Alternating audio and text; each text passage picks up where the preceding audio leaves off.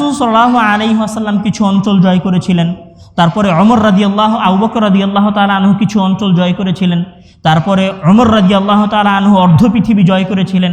তো দেশ জয় করার এই সিলসিলা মুসলমানদের মাঝে খেলাফত শাসন শেষ হওয়া পর্যন্ত ছিল। তো এই যে বিশাল মুসলিম সাম্রাজ্য, এই মুসলিম সাম্রাজ্য যারা শাসন করত, মুসলিম সাম্রাজ্য মানে শুধু বাংলাদেশ না, কিন্তু পুরো পৃথিবীটাকে দুই ভাগ করলে এক ভাগ মুসলমানেরা শাসন করত। তো এই শাসন ক্ষমতা যাদেরকে পরিচালনা করত বা যারা পরিচালনা করত বা যেই মাধ্যমে পরিচালনা হতো সেটাকে বলা হতো খেলাফত শাসন ব্যবস্থা। তার প্রথম পরিচালকরা ছিল খোলাফায়ে রাশেদা, 4 জন খলিফা। তারপরের পরিচালকেরা ছিল মুআবিয়া ইবনে আবি সুফিয়ানের পরিবারেরা। তারপরের খলিফারা ছিল ইবনে আব্বাস রাদিয়াল্লাহু তাআলা আনহুর পরিবারেরা। তো এরা অর্ধ পৃথিবী শাসন করত। তো মুআবিয়াদের পরে যখন আব্বাসীয়রা খেলাফত শাসনে আসলো, তো আব্বাসীয় খলিফাদের মধ্যে যুবক একজন খলিফা হচ্ছেন হারুনুর রশিদ। উনি যখন খেলাফত শাসন গ্রহণ করলেন, মাত্র 22 বছর বয়সে উনি খেলাফতে অধিষ্ঠিত হয়েছিলেন। প্রায় 20 থেকে 23 বছর যাবত উনি খেলাফত শাসন করেছিলেন। উনি পৃথিবীর ইতিহাসের একমাত্র খলিফা যিনি মুআত্তা মালিকের দার শোনার জন্য রাজপ্রাসাদ থেকে বের হয়ে মুহাদ্দিসিনদের দার্সে গিয়ে তার 2 সন্তান সহকারে বসতেন, আমিন এবং মামুন। উনি যখন শাসন ক্ষমতায় আসলেন তখন উনি বুঝতে পারলেন, উনি জ্ঞানপ্রেমী মানুষ ছিলেন। উনি এটা বুঝলেন যে আমরা শুধু যদি জিহাদ করি তাহলে হবে না, আমরা যদি আমাদের সভ্যতা প্রতিষ্ঠা করতে চাই, ইসলামিক জ্ঞান চর্চার সভ্যতা প্রতিষ্ঠা করতে চাই, তাহলে আমাদেরকে জ্ঞানের পেছনে শ্রম দিতে হবে। এখানে উনি শাসন ক্ষমতায় আসার পরে প্রথম যে কাজটা করেন, উনি একটা গবেষণাগার প্রতিষ্ঠা করেন। ওনার চাচা আবু জাফর আল মানসুর এর সংগ্রহে অনেক বই ছিল, মানে খলিফাদের যে রাজপ্রাসাদ ছিল সেই রাজপ্রাসাদে ওনার চাচা আবু জাফর আল মানসুরের সংগ্রহে লক্ষ লক্ষ বই ছিল। উনি ওই সকল বইগুলোকে রাজপ্রাসাদ থেকে বের করে নিয়ে এসে একটা গবেষণাগার প্রতিষ্ঠা করেন, যেই গবেষণাগারের নাম দেওয়া হয় বাইতুল হিকমাহ। যেটা শুধু একটি গবেষণাগার নয়, পৃথিবীর ইতিহাসের সর্বশ্রেষ্ঠ, সর্বোৎকৃষ্ট, সবচেয়ে বিখ্যাত এবং সবচেয়ে মহান গবেষণাগারগুলোর একটা গবেষণাগার হচ্ছে বাইতুল হিকমাহ। আমি যদি বলি পৃথিবীর আদি থেকে নিয়ে আজ পর্যন্ত এ যুগের এবং তৎকালীন যুগের এবং তারও আগের যুগের, আদি যুগ থেকে নিয়ে আজ পর্যন্ত পৃথিবীর ইতিহাসের সর্বশ্রেষ্ঠ গবেষণাগারগুলোর একটা গবেষণাগার হচ্ছে বাইতুল হিকমাহ। এই গবেষণাগার হারুনুর রশিদ প্রতিষ্ঠা করেন। প্রতিষ্ঠা করার পরে ওনার যেটা মূল পরিকল্পনা ছিল সেটা হচ্ছে অন্য ভাষায় থাকা যত বই আছে সব বইগুলোকে আরবিতে অনুবাদ করতে হবে। কেন আরবিতে অনুবাদ করতে হবে? সাংস্কৃতিক ভাষায় থাকা বই, ফার্সি ভাষায় থাকা বই, ল্যাটিন ভাষায় থাকা বই, গ্রিক ভাষায় থাকা বই, বৌদ্ধিস্টদের ভাষায় থাকা বই, সব বইগুলোকে আরবিতে অনুবাদ করতে হবে। কেন আরবিতে অনুবাদ করতে হবে? কেননা ইসলামের মূল ভাষা হচ্ছে আরবি, আর আরবিতে কোরআন এবং হাদিসের জ্ঞান বাদে অন্য কোনো জ্ঞান আরবিতে ছিল না। তো এখন যদি আপনি আর একজন মানুষকে নিজের দিকে আকৃষ্ট করতে চান, অন্তত জ্ঞানী শ্রেণীকে, তাহলে কি করতে হবে? উদাহরণস্বরূপ আমি বলি যে সাংস্কৃতিক ভাষায় 200টা বই আছে, গ্রিক ভাষায় 200টা বই আছে বিজ্ঞানে, ধরে নেন যে বৌদ্ধিস্ট ভাষায় আর 200টা বই আছে, ল্যাটিন ভাষায় আর 200টা বই আছে। তো সব ভাষা মিলিয়ে 1000 বই আছে চিকিৎসা বিজ্ঞানে। তাহলে একজন ব্যক্তি যদি চিকিৎসক হতে চায় তাহলে তাকে কয়টা ভাষা শিখতে হবে? প্রায় 5টা ভাষা শিখতে হবে। কিন্তু আমি এই 5টা ভাষার বইগুলোকে যদি একটা ভাষায় রূপান্তরিত করে দেই, তাহলে মানুষ ওই সব ভাষা ছেড়ে দিয়ে কোন ভাষা শিখবে? যে ভাষায় ওই 1000 বইকে রূপান্তরিত করা হয়েছে। তখন উনি কী করলেন? গ্রিক ভাষার বইকে আরবিতে রূপান্তরিত করলেন, বাইতুল হিকমার মধ্যে গবেষক নিয়োগ দিলেন কোটি কোটি টাকা খরচ করে। ফার্সি ভাষার বইগুলোকে আরবিতে রূপান্তরিত করলেন, সাংস্কৃতিক ভাষার বইগুলোকে আরবিতে ট্রান্সলেশন করলেন। তারপরে মেসোপটেমিয়া, রোমানদের যে সভ্যতা, ব্যাবিলনীয় সভ্যতার যে বইগুলো ছিল গ্রিকদের ভাষার, সেগুলোকে উনি আরবিতে রূপান্তরিত করলেন। বৌদ্ধিস্টদের যে বইগুলো ছিল সেগুলোকে উনি আরবিতে রূপান্তরিত করলেন। সব বই যখন আরবিতে রূপান্তরিত হওয়া শুরু হয়ে গেল, তখন যারা জ্ঞান চর্চা করত তাদের একটা স্রোত তৈরি হয়ে গেল আরবি ভাষার দিকে। তখন মুসলিম, অমুসলিম, খ্রিস্টান, ইহুদি, বৌদ্ধিস্ট, মূর্তি পূজক, অগ্নি পূজক, সবার যাদের কাছে জ্ঞান চর্চার প্রতি আগ্রহী ছিল তারা সবাই তখন আরবি ভাষা শিখতে লাগলো। এই যে আরবি ভাষার একটা মহা বিকাশ যেটা উনি করেছিলেন সেটা বাইতুল হিকমাতে হয়েছিল। বা এমন কোনো ভাষা নেই বা এমন কোনো বিজ্ঞানের সাইড নেই যেই বই নিয়ে বাইতুল হিকমা গবেষণা করেনি, যেই বইয়ের অনুবাদ বাইতুল হিকমা করেনি। এইখানে শুধু খলিফারা নন, খলিফাদের পাশাপাশি মানে হারুন আর রশিদের পাশাপাশি আরও অনেক পরিবার নিজেদের ব্যক্তিগত উদ্যোগে এই গবেষণাগারের সংযুক্ত ছিল। আমি যদি তার দুই একটা উদাহরণ দেই, তাদের মধ্যে একটা বিখ্যাত পরিবার ছিল বারামেকা গোত্র। তাদের একটা ইতিহাস আছে যেটা ইতিহাসের পাতায় পাওয়া যায়। তোমাদের সিলেবাসে একটা বিখ্যাত বই আছে কালিলা ওয়া দিমনা, আরবি সাহিত্যের একটা বিখ্যাত বই, যে বিখ্যাত বইটাকে ইবনুল মুকাফফা রাহিমাহুল্লাহ সাংস্কৃতিক ভাষা থেকে আরবিতে অনুবাদ করেছিলেন। পরে এই বইটাকে একজন ব্যক্তি কবিতায় রূপান্তরিত করেন, যার নাম হচ্ছে আবান আল-লাহিকি। উনি যখন এই বইটাকে কবিতায় রূপান্তরিত করেন, কাদের আন্ডারে রূপান্তরিত করেন আর কবিতায়? বারামেকা গোত্রের তত্ত্বাবধানে। বাইতুল হিকমা হচ্ছে একটা গবেষণাগার। এই গবেষণাগারের মূল তত্ত্বাবধায়ক ছিল খলিফারা, এবং তাদের সাথে আরও অনেক গোত্র ছিল যাদের কাছে আল্লাহ টাকা পয়সা দিয়েছিলেন, তারাও এই গবেষণাগারের তত্ত্বাবধায়ক ছিল। তো তাদের আন্ডারে এই কালিলা ওয়া দিমনা এই বইয়ের কবিতায় রূপান্তরিত করেন আবান আল-লাহিকি। তখন আবান আল-লাহিকিকে খুশি হয়ে ইয়াহইয়া ইবনে খালিদ আল বারমাকি এবং ফদল ইবনে ইয়াহইয়া আল বারমাকি 25,000 দিনার উপহার দেয়। মানে এখান থেকে বোঝা যায় যে তাদের জ্ঞান চর্চার প্রতি, তৎকালীন মুসলমানদের মাঝে জ্ঞান চর্চার প্রতি কতটা আগ্রহ ছিল। মানে জাস্ট একটা বইকে কবিতায় রূপান্তরিত করার জন্য 25,000 স্বর্ণমুদ্রা, তৎকালীন যুগের 25,000 স্বর্ণমুদ্রা উপহার দেওয়া হয়।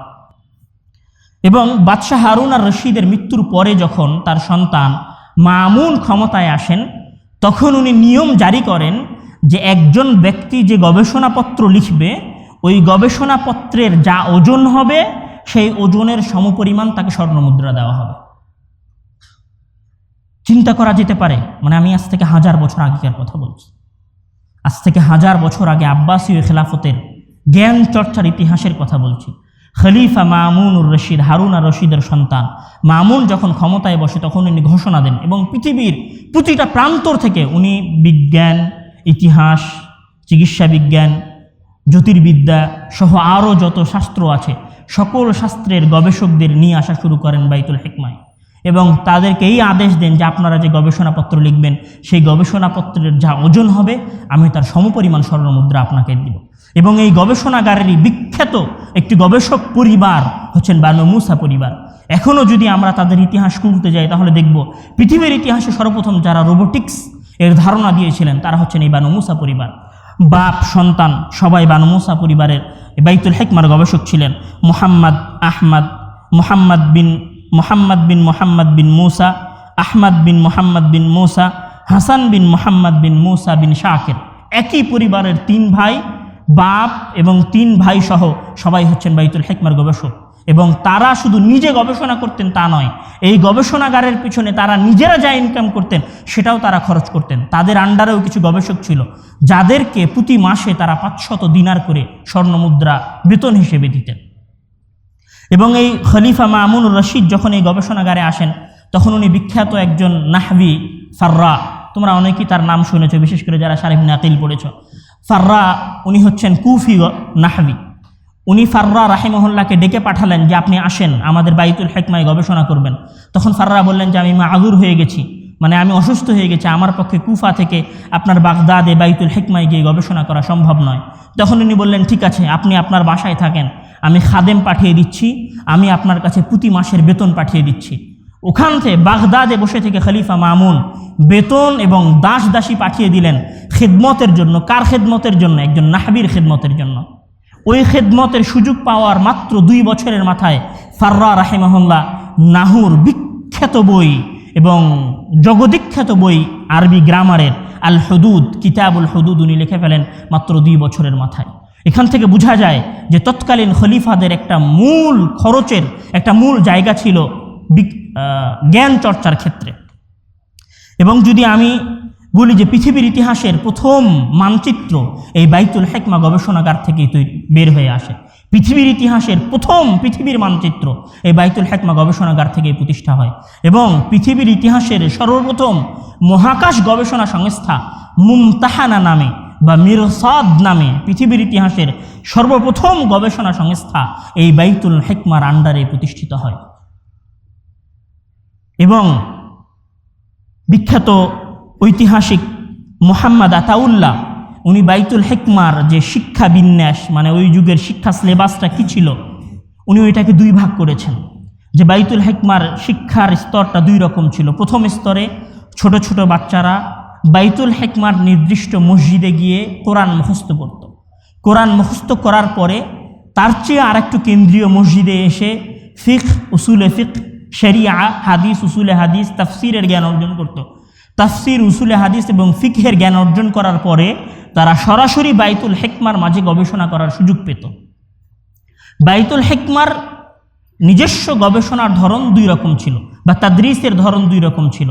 এক, এখানে নির্দিষ্ট শিক্ষক ছাত্রদের সামনে দার্স দিতেন, ছাত্ররা সেটা শুনতো। আর একটা হচ্ছে কোনো বিষয়ে কোনো ছাত্রদেরকে নির্দিষ্ট করে দেওয়া হতো যে তুমি অমুক বিষয়ে গবেষণা করো অমুক শিক্ষকের আন্ডারে। তখন ওই ছাত্র ওই শিক্ষকের সান্নিধ্যে থেকে তার সাথে ইলমি মোনাকাশা করে গবেষণাপত্র প্রকাশ করত। এরা ছিল বাইতুল হিকমার ইতিহাস। বাইতুল হিকমা শুধু একটা গবেষণাগার ছিল না, বাইতুল হিকমা একটা বিশ্ববিদ্যালয়। বাইতুল হিকমা পৃথিবীর ইতিহাসের সর্বশ্রেষ্ঠ বিশ্ববিদ্যালয়। বাইতুল হিকমা তৎকালীন যুগের অক্সফোর্ড ইউনিভার্সিটি, বাইতুল হিকমা তৎকালীন যুগের ক্যামব্রিজ ইউনিভার্সিটি, বাইতুল হিকমা তৎকালীন যুগের, আমি যদি বলি তো হার্ভার্ড ইউনিভার্সিটি। মানে জ্ঞান এবং বিজ্ঞানের, শুধু দিনই জ্ঞান নয়, চিকিৎসা বিজ্ঞান থেকে নিয়ে শুরু করে যত ধরনের বৈজ্ঞানিক গবেষণা হতে পারে সব গবেষণার কেন্দ্রবিন্দু ছিল বাইতুল হিকমা। কিন্তু আমাদের শাসকদের পদস্খলনের কারণে, আমাদের শাসকদের অবহেলার কারণে যখন আব্বাসীয় খেলাফতের পতন ঘটে তাতারিদের হাতে, মানে যারা মঙ্গল থেকে এসেছিল, হালাকু খান এবং চিঙ্গিস খানের হাতে যখন আমাদের বাগদাদের ইসলামী খেলাফতের পতন ঘটে, তখন বাইতুল হিকমার এই গবেষণাগারেরও পতন ঘটে। কিন্তু বাইতুল হিকমা এই গবেষণাগারের পতন ঘটার পরে অঞ্চলভিত্তিক যে শাসন ক্ষমতা শুরু হয়, তৎকালীন শাসকেরা তখন নিজেদের আন্ডারে গবেষণাগার প্রতিষ্ঠা করতে শুরু করে। এরই সুবাদে মিশরে মাকতাবাতুল আজিজ প্রতিষ্ঠিত হয়, হালাবে সাইফুদ্দৌলার মাকতাবা প্রতিষ্ঠিত হয়, দেমাস্ক মানে বর্তমান সিরিয়ার দেমাস্কে নুরুদ্দিন জিঙ্কি মানে সালাউদ্দিন আইয়ুবির যদি আমরা গুরু বলি, তাহলে সালাউদ্দিন আইয়ুবির যিনি গুরু ছিলেন নুরুদ্দিন জিঙ্কি মাদ্রাসা নুরিয়া প্রতিষ্ঠিত করেন। ওই দেমাস্কেরই আশেপাশের অঞ্চল হুমাত শহরে মাকতাবাতু আবিল ফিদা প্রতিষ্ঠিত হয়। এছাড়াও দিমাশকে মাকতাবা জাহিরিয়া প্রতিষ্ঠিত হয়, তারাবলুসে মাকতাবা বানি আম্মার প্রতিষ্ঠিত হয়, এবং কায়রাওয়ানে, যেটা এখন বর্তমানে তিউনিসিয়ার মধ্যে পড়ছে, কায়রাওয়ানে জামিয়া আল আদম প্রতিষ্ঠিত হয়, এবং তিউনুসে জামিয়া জৈতুনা, পৃথিবীর ইতিহাসের জামিয়া আজ-জৈতুনা, পৃথিবীর ইতিহাসের সবচেয়ে পুরনো এবং সবচেয়ে ঐতিহাসিক বিশ্ববিদ্যালয় প্রতিষ্ঠিত হয়, যেখান থেকে ইবনে খালদুন এর মতো বিখ্যাত ঐতিহাসিক এবং বিখ্যাত সমাজবিজ্ঞানী বের হয়ে আসেন। এরপর মিকনাসে জামিয়া আল আদম প্রতিষ্ঠিত হয়, মারাকেশে আল হিকমা সহ আরও বিভিন্ন অঞ্চলে গবেষণাগার প্রতিষ্ঠিত হয়। এগুলো সকল মাকতাবা এবং সকল গবেষণাগার, এগুলো মাকতাবা মানে এগুলো গবেষণাগার, উন্মুক্ত লাইব্রেরি, এগুলোতে গবেষক থাকতো যাদের পেছনে সরকার, তৎকালীন যুগের মুসলিম শাসকেরা টাকা পয়সা ব্যয় করত। এবং এইগুলোতে শুধু কোরআন হাদিসের গবেষণা হতো না, সায়েন্স এবং বিজ্ঞানেরও গবেষণা হতো। এবং শুধু যদি আমরা খোরাসান আল কুবরা, মানে এখন যেটা খোরাসান বোঝায় সেটা হচ্ছে আফগানিস্তান, আমরা যদি খোরাসান আল কুবরার কথা বলি, মানে মহা খোরাসান, যেমন আমরা আগে বলতাম গ্রেট ব্রিটেন বা সোভিয়েত ইউনিয়ন, সেরকম মুসলমানদের আগে ছিল খোরাসান আল কুবরা, মানে মহাত খোরাসান। এই খোরাসানটা হচ্ছে আফগানিস্তান, ইরান সব কিছু নিয়ে ছিল। আমরা যদি শুধু খোরাসান অঞ্চলের বিজ্ঞানী এবং জ্ঞানী ব্যক্তিদের নামের লিস্ট এবং তাদের জীবন ইতিহাস আলোচনা করতে চাই, তাহলে কয়েক ঘন্টার কয়েকটা সেশন হবে, কয়েক মাস ব্যাপী, শুধু যদি খোরাসানের আলেম ওলামা এবং বিজ্ঞানীদের ইতিহাস আলোচনা করা হয়। শুধু এই খোরাসানি যারা জন্মগ্রহণ করেছিলেন, সারখাসি, খাওয়ারজিমি, বীজগণিত, তোমরা যারা 7, 8, 9 পড়ো তারা সবাই বীজগণিত পড়ো। বীজগণিত তোমাদের কাছে অনেক কঠিন মনে হয়। এই বীজগণিতের যিনি মহাকর্ণধার তিনি হচ্ছেন খাওয়ারজিমি রাহিমাহুল্লাহ।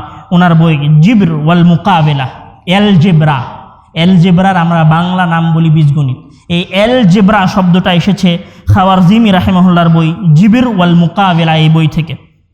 এই খোরাসান নগরীর আরও বড় বড় আলিম ছিলেন সামারকান্দি, ফারাবি, বুখারি মানে ইমাম বুখারি রাহিমাহুল্লাহ, তিরমিজি, সাগানি, কাশানি, শাশি, নিসাবুরি, মারজাবি, হারাবি, ফারগানি, জামাকশারি, বাইহাকি, বুস্তি সহ অসংখ্য এই ধরনের লকবধারী অসংখ্য আলেম ওলামা এবং বিজ্ঞানীদের লিস্ট পাওয়া যাবে শুধু যদি খোরাসানের আলেম ওলামা এবং বিজ্ঞানীদের লিস্ট বের করা হয়। এই খোরাসান নগরীতেই পৃথিবীর ইতিহাসের বিখ্যাত চিকিৎসা বিজ্ঞানী ইবনে সিনা রাহিমাহুল্লাহর জন্ম হয়েছিল। এবং এই বাইতুল হিকমার এবং তার আশেপাশের এই গবেষণাগারের পতনের পরে মিশরে আরও একটি গবেষণাগার প্রতিষ্ঠা হয়েছিল, যে গবেষণাগার দারুল উলুম নামে পরিচিত। 1400 খ্রিস্টাব্দে এই গবেষণাগার প্রতিষ্ঠা হয়েছিল, মানে প্রায় আজ থেকে 1020 বছর পূর্বে 1020 বছর পূর্বে মিশরে দারুল উলুম নামে একটা গবেষণাগার প্রতিষ্ঠা হয়েছিল। যে গবেষণাগারটি প্রতিষ্ঠা করেছিলেন ফাতিমি খলিফা আল হাকাম বি আমরিল্লাহ। ওনার এই গবেষণাগারে 16 লক্ষেরও বেশি বই ছিল, 16 লক্ষেরও বেশি বই ছিল। এবং এই গবেষণাগারের বিখ্যাত একজন গবেষক হচ্ছেন আবু আলী আল হাসান ইবনুল হাইসাম। আবু আলী আল হাসান ইবনুল হাইসাম, যিনি পৃথিবীবাসীকে প্রথম ক্যামেরার ধারণা দিয়েছিলেন। আমরা যে ক্যামেরা, এই যে আমার যে এখন ভিডিও হচ্ছে, এই ভিডিও ক্যামেরার যিনি প্রথম ধারণা দিয়েছিলেন তিনি হচ্ছেন আবু আলী হাসান ইবনুল হাইসাম, যিনি দারুল উলুম বা মিশরের এই গবেষণাগারের একজন গবেষক ছিলেন। এবং শুধু গবেষণা নয়, চক্ষু চিকিৎসায় আজ পর্যন্ত যার সবচেয়ে বেশি অবদান আছে তিনি হচ্ছেন ইবনুল হাইসাম রাহিমাহুল্লাহ।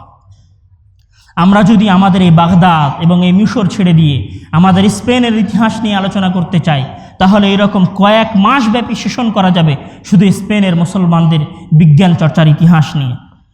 শুধু যদি আমরা আজ থেকে প্রায় যদি 900 খ্রিস্টাব্দের কথা বলি, 900 খ্রিস্টাব্দ মানে আজ থেকে প্রায় 1100 বছর, মানে 1100 বছর আগেকার কথা বলছি আমি। 1100 বছর আগে আমাদের রাজশাহী, 1100 বছর আগে আমাদের ঢাকা, 1100 বছর আগে আমাদের কলকাতা, 1100 বছর আগের লন্ডন, 1100 বছর আগের প্যারিস, 1100 বছর আগের নিউ ইয়র্ক এবং 1100 বছর আগের গ্রানাডা, 1100 বছর আগের কর্ডোভা। যদি তুলনা দেওয়া হয় তাহলে আজকের যেমন রাজশাহীর মফস্বল এবং চীনের বেইজিং, মানে চীনের বেইজিংটা হচ্ছে তৎকালীন যুগের গ্রানাডা এবং কর্ডোভা, আর রাজশাহীর মফস্বল সিটিটা হচ্ছে new York city, Paris, London. যদি আজ থেকে 1000 বছর আগের তুলনা দেওয়া হয় তাহলে অনেকটা এরকম হবে। আজ থেকে 1000 বছর আগে শুধু কর্ডোভা, যেটাকে আরবিতে বলা হয় কুর্তুবা, এই কুর্তুবা